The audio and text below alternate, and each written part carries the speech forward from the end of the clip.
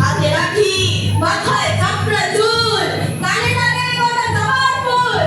আমি বলি দাঁড়া, খবরদার, এক পাকা চাষি সরিয়ার, এই দেশ আমার খাবার, টুকরো করে দেবো তোদের ছেড়ে।